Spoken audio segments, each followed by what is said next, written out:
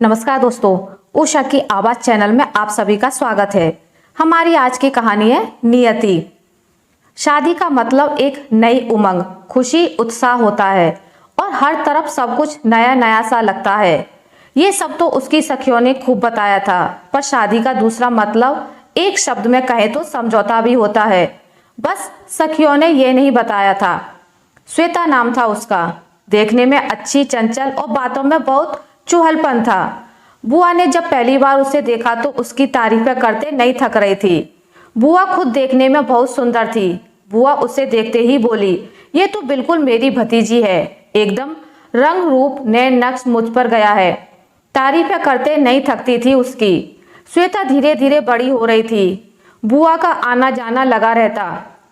श्वेता की चंचलता, खुश मिजाजी अनायासी बुआ को अपनी ओर खींच लेती। बुआ भतीजी दोनों में अटूट बंधन बन गया था। श्वेता जैसे जैसे बड़ी होने लगी, बुआ के घर जाने की जिद करने लगी। कभी पढ़ाई, कभी परीक्षा, कभी त्योहार, किसी वजह से श्वेता का जाना नहीं हो पाता था।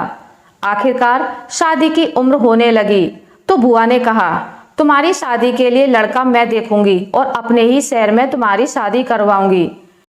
श्वेता की माँ खूब खुश होती और दोनों बुआ भतीजी की जोड़ी को नजर ना लगे ऐसा कहकर निहाल हो जाती।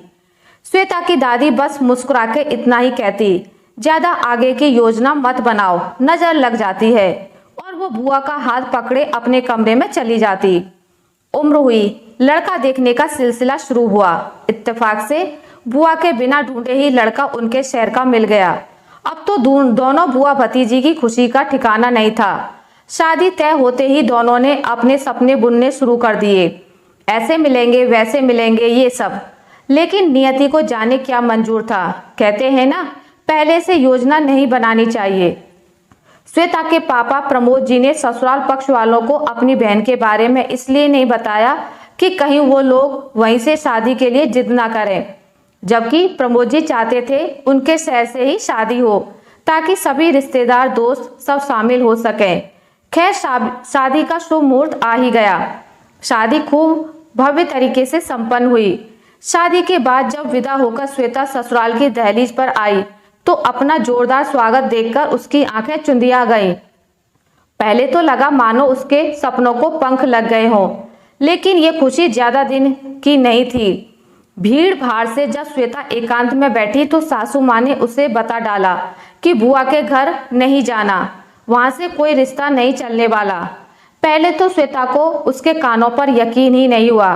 फिर सासू माँ ने कहा, अगर हमसे अच्छे संबंध रखना चाहती हो तो हमेशा के लिए वो घर भूलना होगा।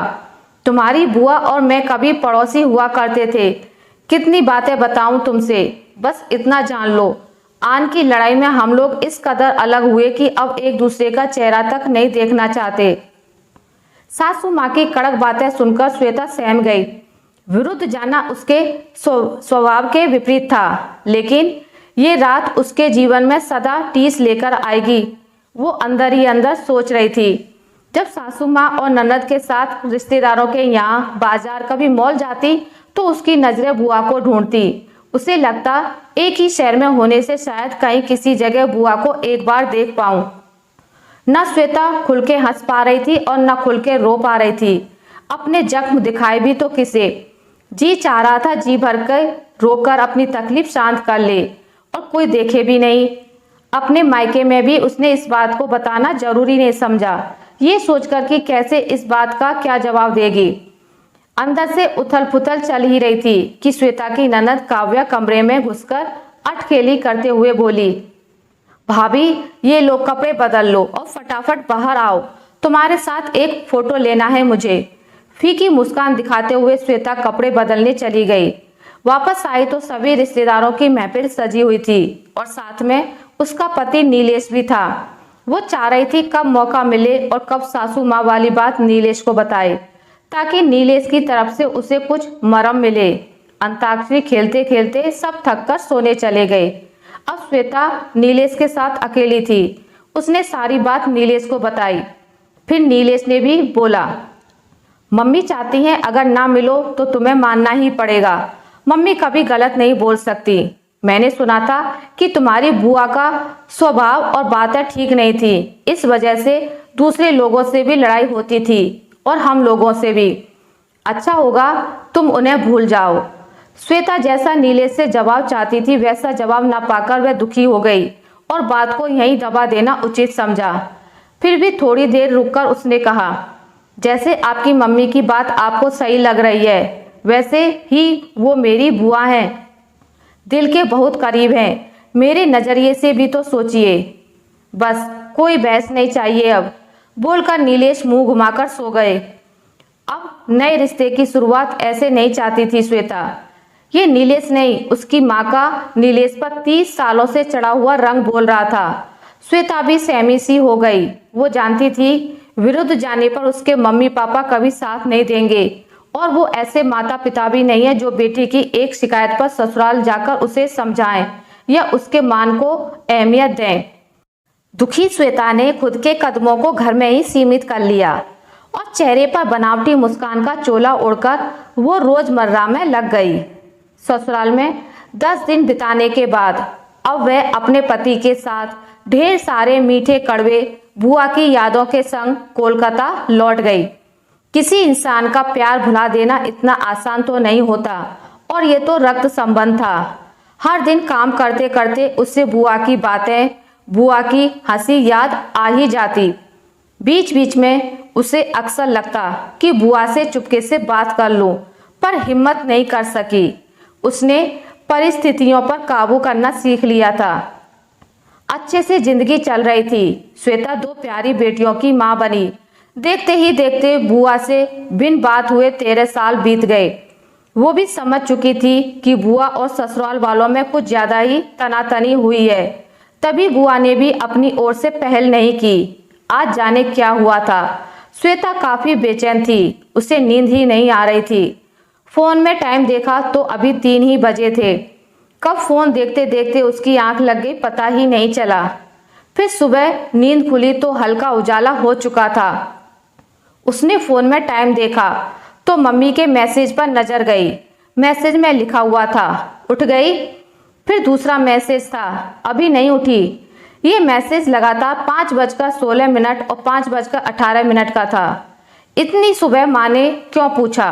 अंदर से अनहोनी महसूस हो रही थी लेकिन समझ नहीं आया क्या। बाहर टहलने निकली तो माँ के नंबर पर फोन किया और पापा ने उठाया। श्वेता ने पूछा, सब ठीक है पापा? मम्मी क्या कर रही हैं? पापा ने मायूसी भरा जवाब दिया, तुम्हारी बड़ी बुआ नहीं रही, हम लोग वहीं जाने की तैयारी कर रहे हैं।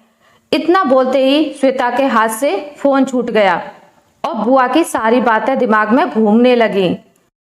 फोन उठाकर श्वेता दूर जाकर एक सीट पर बैठ गई और आंखें बंद कर ली। उसकी आंखों से मजबूरी के आंसू कह लें या बुआ से जीवन भर बिछड़ने का दुख निकलते रहे। अलार्म बज रहा था घर लौटने के लिए। आंखें पहुंचते हुए श्वेता घर में जाकर बच्चों के लिए नाश्ता तैयार करने में जुट गई। यूं तो बच्चों को भेजने के बाद वो पति संग चाय पीते हुए गपशप करती थी, पर उस दिन खुद के लिए उसने चाय नहीं बनाई। बस अपने कपड़े लिए और उठाकर नहाने चली गई। नल चलाकर वो चीखकर ऐसे रो रही थी ताकि उसका रुदन कोई ना सुने और अपना मन भी हल्का कर ले। बहते पानी के शोर में उसकी चीख भरी रुदन समाहित होते जा रहे थे। समझ ही नहीं पा रही थी वो बुआ को कसूरवार ठहराए, खुद को या फिर नीलेश के घर वालों को। शीशा देखकर खुद से सवाल कर रही थी वो, क्या बुआ और उसका साथ इतना ही था? क्या उसके दिल में इतना प्यार करने वाली बुआ के लिए इतनी ही तड़प थी कि वो चुपके से नहीं मिल सकती थी? बुआ भतीजी का अटूट बंधन इस कदर टूट जाएगा सपने में भी नहीं सोचा था। सोच भी नहीं पाई थी कि इतनी जल्दी ऐसा हो जाएगा। फिर उसकी अंतरात्मा ने जवाब दिया, जल्दी कहाँ, 13 साल कम थोड़े ही होते हैं, तुमने हिम्मत ही नहीं दिखाई। नहाकर ज्यों ही निकली उसकी दोनों दीदियों का कॉल था। दोनों बुआ के अंतिम दर्शन के लिए जा रही थी। श्वेता से भी पूछा कि जाओगी तुम हमारे साथ, अंतिम दर्शन कर लो। श्वेता ने मजबूती से एक शब्द में जवाब दिया, नहीं, जीते जी नहीं मिल सकी तो मिट्टी को क्या जवाब दूं। बड़ी दीदी ने बोला, आखिरी मौका है श्वेता, नीलेश जी से पूछ लो, वो इतने बेरहम तो कम से कम अब नहीं होंगे। श्वेता ने कहा, नीलेश जी चाहते तो मुझे कभी भी मिलवा सकते थे दीदी, पर उन्होंने अपनी माँ की सुनी। तब नीलेश जी नहीं चाहते थे मिलवाना, अब मैं नहीं चाहती मिलना। नियति को हमारा मिलना ही मंजूर नहीं था, तभी तो इतने बहाने बने, इतनी अड़चने आईं, और तो और नए बने रिश्ते से खून के रिश्ते इतने कमजोर पड़ गए। आज सोचने पर बेबस थी कि मैं ही एक रिश्ते के आगे बेबस थी, या मेरे जैसी और भी दूसरी औरतें हैं जो मजबूर होकर बनावटी खुशियों का चोला पहनकर जिंदगी जीती हैं। फोन की गैलरी से वह अपनी शादी की बुआ वाली फोटो निकालकर अपने सीने के पास रखकर वह सुबह सुबह कर रो रही थी और बुआ को खुद के दिल के करीब महसूस कर रही थी। मानो कह रही हो, ना एक शहर में शादी होती, ना जीवन भर के लिए हम लोग दूर होते। आशा करती हूँ आपको मेरी आज की कहानी अच्छी लगी होगी। अगर आपको मेरी कहानी अच्छी लगी है तो इसे लाइक करें, ज़्यादा से ज़्यादा शेयर करें, और अगर आप मेरे चैनल पर नए हैं तो इसे सब्सक्राइब करना ना भूलें। मिलते हैं एक नई कहानी के साथ, तब तक के लिए नमस्कार।